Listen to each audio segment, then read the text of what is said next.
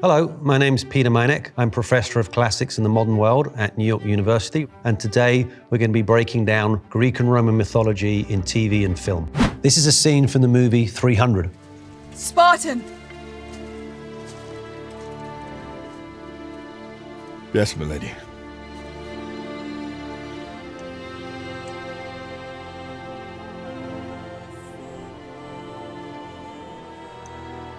Come back with your shield. Or on it. Yes, milady. The 300. Where to start? A compelling movie and also a deeply problematical movie as well. The famous phrase, right? Come back carrying your shield or laying on it, which seems a pretty harsh thing for your wife to tell you when you're about to go and fight a battle and you know you're not coming home. I think it's Pausanias who actually documents this. He said that Spartan mothers actually said it to their sons, which is perhaps even harsher. It's not only a Spartan sentiment. The Athenians had a term of insult called a shield dropper. Anybody who dropped their shield in battle meant that they were retreating from the hoplite phalanx. The hoplite phalanx was that you would deploy your infantry, maybe 6,000 to 9,000 of them, and you would carry a large round shield called a hoplite, we see it in the movie, and that would cover half of your body, but it would also cover half of the body of the man to your left. So you were totally dependent on each other in battle. If you dropped your shield, it meant that not only were you a coward because you were running away, but you were also letting the line down. He doesn't say it. There's no room for softness. Not in Sparta. No place for weakness. Only the hard and strong may call themselves Spartans. Only the hard. Only the strong.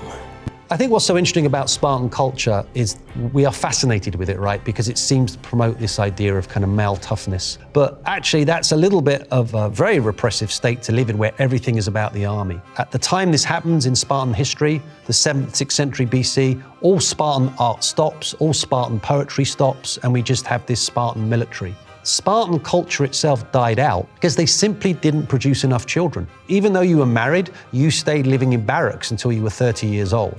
Men and women were pretty separate in that society. Their marriage system just did not work. And also, they were a very, very exclusive society. You could only be a Spartan if you were born in the 5 villages of Sparta. By the 4th century, Sparta was spent as a power. So, historically, Spartan system was not successful at all. So it's probably not something we should emulate.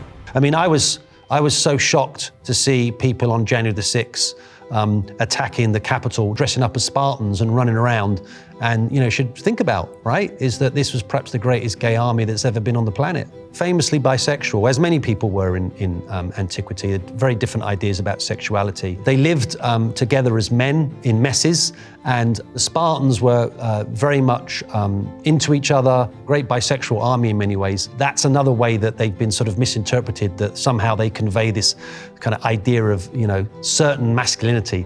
That is not attested at all in the ancient sources. But having said that, I think they get certain things right, okay? There's no doubt Spartan warriors, all Greek warriors, were very interested in physical fitness. They were very interested in the male body. They were often depicted nude in Greek art. And the women too had to undergo physical exercise in order to give strong babies for the Spartan army. They did wear red cloaks as a way to kind of soak up the blood on the battlefield, but also to designate themselves that they were Spartans. And it was considered manly to have a very long beard. One of the things I really don't like about this movie, The 300, is the way that the Persians are presented. They're almost non-human, twisted and as kind of vile. And to me, it's really quite racist, actually. And it's kind of promoting white supremacy versus this horrible kind of invasion of brown people. And it's completely inaccurate. I mean, one of the things about the Persian Empire that even the Greeks tell is how multi-ethnic it was and how it had people from all over the world in their army. And the battle tactics of the great king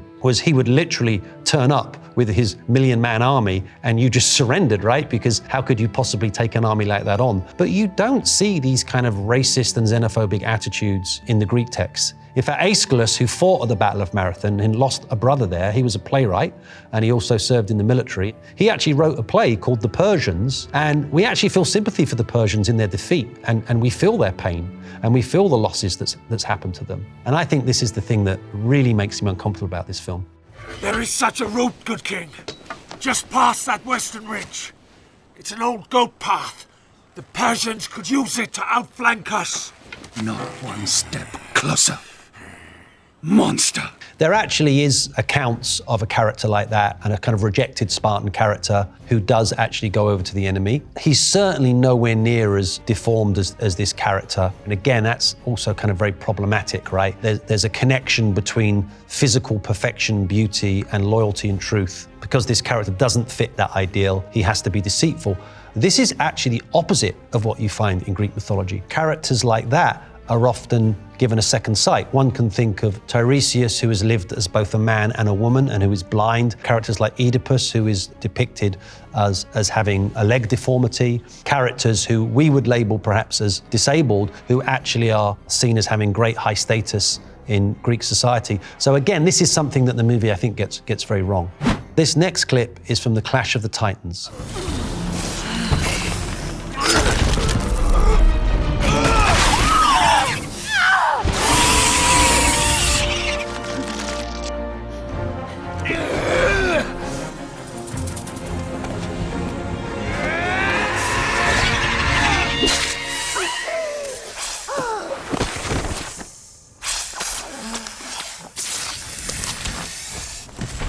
This is a very powerful myth to the ancient Greeks, which is the myth of Medusa, the Gorgon who could turn you to stone. And Perseus here, one of his kind of rites of passage, his sort of step into manhood, is to go and bring back the head of Medusa and get rid of this horrible chthonic symbol. What I mean by chthonic is a symbol of the earth. So the Greeks sort of divided up their universe in terms of Olympian, which was the sky, which is predominantly controlled by Zeus and male gods, and the earth, which was predominantly female, Gaia, Hera, Rhea. And one of the clues to that is whenever we see snakes, we're dealing with a chthonic image. And we see that in the hairstyle of Medusa, right, who's got these chthonic images of the snake. And why did the Greeks regard the snakes as chthonic? Because I think if you go to Greece and you see a snake, right, they seem to come out of the earth and disappear back into the earth. They're pretty scary, snakes as well. So that image is very much still with us today. If any of you ever go into a medical facility or ride an ambulance, you'll see a snake wrapped around a staff, right?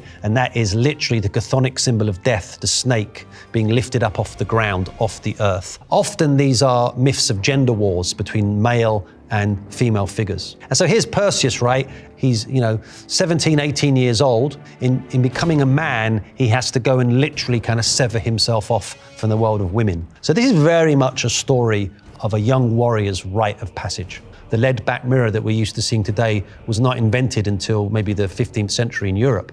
So they never saw true reflections of themselves. They had to look at themselves in polished surfaces, bronze shields, maybe in the water. So the shield, the sort of culminating moment of him looking in the mirror back at Medusa, is also, I think, a kind of musing on this idea of identity, right? Do you really know who you are? And that enables him to have the power to deliver the fatal blow and sever the head. We get a lot of these stories of young men having to kind of conquer their sexuality. So the idea that a beautiful woman can petrify you obviously has sexual connotations, and you've got to kind of defeat that by not actually looking at it and focusing on what your mission is in order to sort of conquer your sexuality and resist the charms of women. That's definitely something that we find in a lot of Greek mythology, and that may be playing into the Medusa myth as well.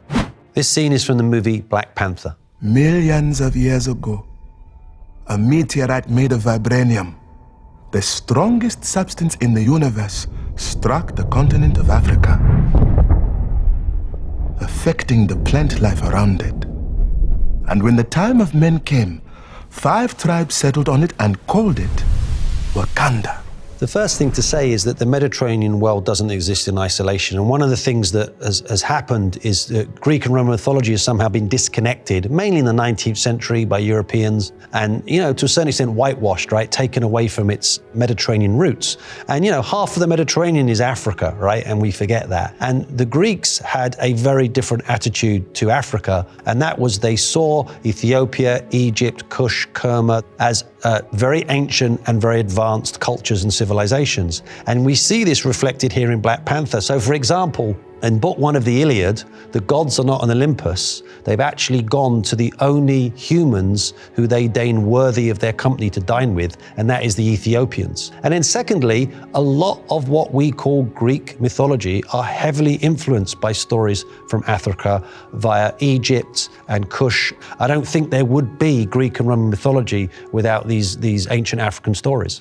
The tribes lived in constant war with each other until a warrior shaman received a vision from the Panther goddess bust, who led him to the heart-shaped herb, a plant that granted him superhuman strength, speed, and instincts. The warrior became king and the first Black Panther, the protector of Wakanda. So the idea of the Panther god and then having a mortal who becomes the Panther at certain moments to protect his community relates directly, if you think about it, with Hercules, right? Because Hercules is a lion warrior, I should say.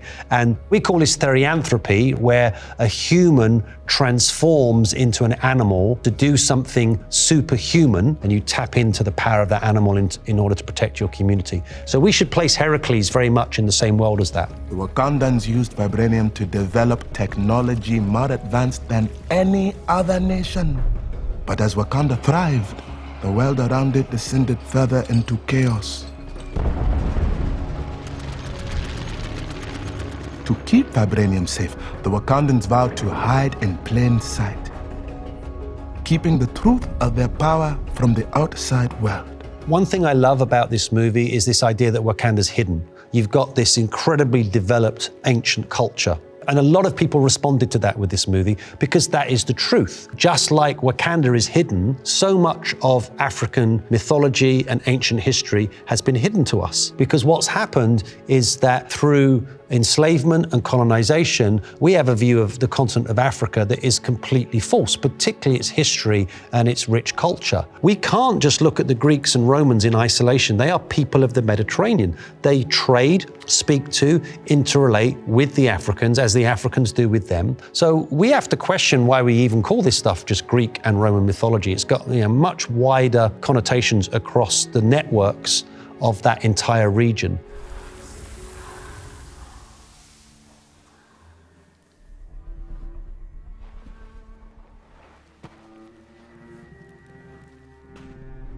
In the movie, there's this idea of the astral plane, which is that you can communicate with your ancestors. Your ancestors are going to give you the wisdom you need to pursue through your life, particularly at times of trouble. Baba. And ancestor worship is an enormous part of both Greek and Roman culture. The old had very high status in ancient societies because they were the font of knowledge. The Romans actually would take death masks of their ancestors, clay versions of them, and then at certain festivals they would wear the masks of their ancestors and they would parade through the streets in them. Good morning. How can I help you? I was just checking out these artifacts. They tell me you're the expert. You could say that. Where's this one from? The Bobo Ashanti tribe, present-day Ghana, 19th century.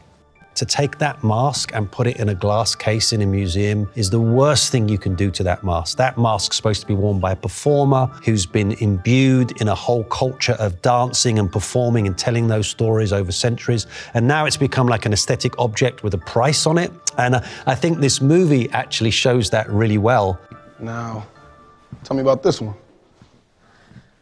Also from Benin, 7th century, Fula tribe, I believe. Nah. I beg your pardon. It was taken by British soldiers in Benin, but it's from Wakanda, and it's made out of vibranium. Don't trip. I'm gonna take it off your hands for you. These items aren't for sale. How do you think your ancestors got these? You think they paid a fair price? Or did they take it like they took everything else? Here's a character from that culture who's not really allowed to interface with material from his own culture and is actually being schooled on it by somebody who's not from that culture. It's about access, right? And I think one of the things this does is it shows us how if you remove an object from the stories that are told about it and the way it's performed, is that object still operating the same way? I love it that he takes a mask at the end and that becomes his character. And even though he uses it in a negative way, for him it empowers him, and that's his connection with his ancestors. You know, I think often we see these objects in museums, but we don't think about them in their real cultural context. Black Panther movie makes people think about that. The next clip is from the movie Oh Brother, Where Art Thou? Go to sleep, you little baby. Go to sleep, you little baby. Your mama's gone away and your daddy's gonna stay. Didn't leave nobody but the baby. Go to sleep. How to do, ladies? Name of Pete.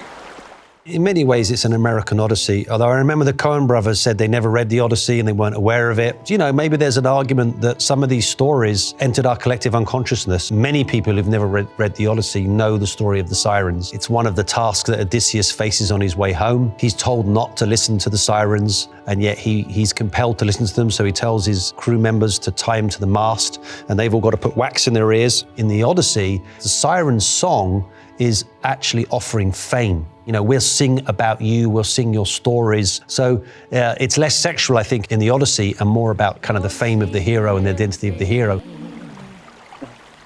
Go to sleep, you little baby. Your mama's gone away and your daddy's gonna stay.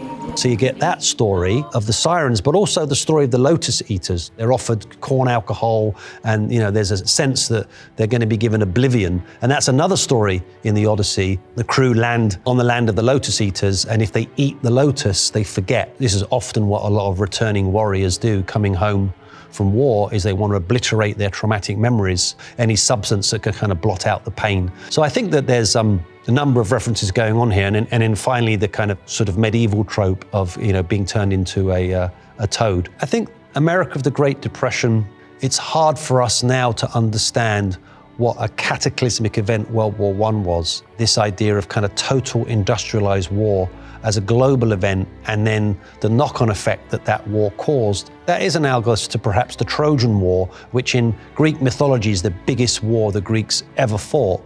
And you do get the sense in the Odyssey of a new society being rebuilt, that Odysseus cannot come home and just be an aristocrat anymore. His success is dependent on Eumaeus, the swineherd. It is dependent on his wife Penelope, on his father, on his son. He's no longer the singular aristocratic hero. So yeah, you definitely get the sense of a changing, uncertain world in the Odyssey that's reflected in this time period. I almost prefer to see myths pop up in something more contemporary, because you're absorbed by the actual story that's being told and by the actors, and then you go, oh wow, that's the sirens, right? But it doesn't kind of pull you away from the story. This is how myth works. So I would argue that this is an example of mythic material actually working and being compelling and helping to tell a new story.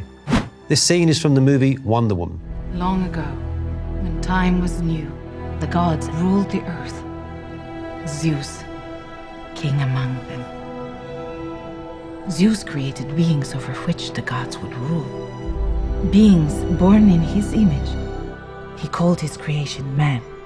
There's some fun going on in this story. Nowhere in Greek mythology does Zeus have anything to do with the creation of humanity. In fact, the gods really don't have anything to do with the creation of humanity. Only the first woman, we hear that the Titan Prometheus, whose name means forward thinker, creates Pandora, the first woman, out of clay. And the reason we're told Pandora is created is to basically be a distraction to mankind, because Prometheus has just given them fire, and this starts to make mankind godlike. So we're told in these quite misogynistic myths that in order to distract mankind, they invent women to sort of take them in a different direction. But that's the only myth we get about the origins of any kind of human. But Zeus's son grew envious of mankind and sought to corrupt his father's creation. This was Ares, the god of war. Ares in this is really kind of beefed up to be an equal with Zeus. The Greeks actually didn't call Ares the god of war, they called him the god of violence, which I think is quite a profound way to think about a god who's associated with warfare. The Greeks saw Ares as a negative force, so they get that right. But Ares is portrayed in Greek art and mythology as a coward. He kind of gets beaten up by heroes on the battlefield in Homer. He goes running to his dad asking for help. So the kind of idea that Ares could overthrow Zeus is certainly nothing that an ancient Greek would understand. The gods created us, the Amazons, to influence men's hearts with love and restore peace to the earth. I think this idea about Amazons bringing peace and harmony towards men is quite a modern idea, and maybe it's more bound up with modern ideas about gender, right? That this is what women are supposed to provide in particular society, and men are the warriors. So actually it's the opposite. They're very, very warlike.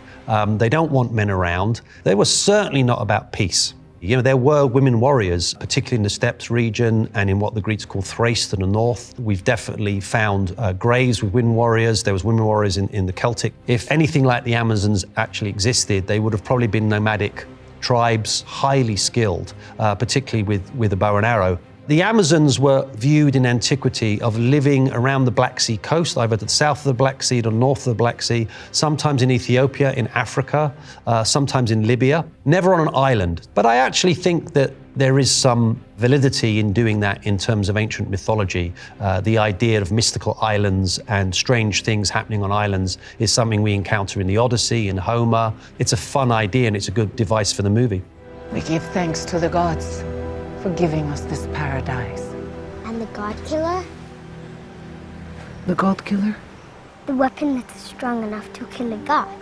The thing that makes me laugh is the whole idea of the god killer, because you actually can't kill a god. The whole purpose that Greek gods exist is that they are immortal. So Wonder Woman, of course, you know, I think she's very much influenced by the Amazon Queen Hippolyta, who are associated with Greek heroes like Hercules and Theseus. And I think that they absolutely tapped into that idea of the warrior woman.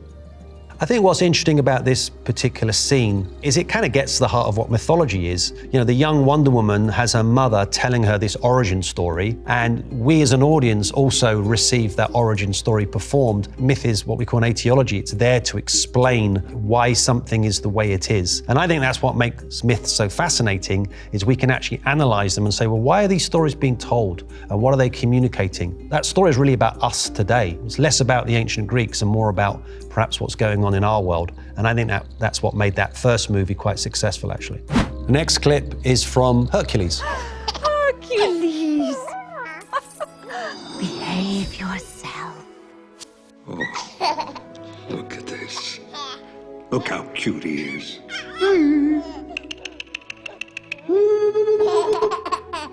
Oh, he's strong, like his dad. The movie is aiming at kids, and so it kind of elides over some of the most interesting parts of the Heracles myth. The Greek name for him, Heracles, means famous of Hera, and not in a good way. Is Hera, the wife of Zeus, hates Heracles and is constantly trying to destroy him.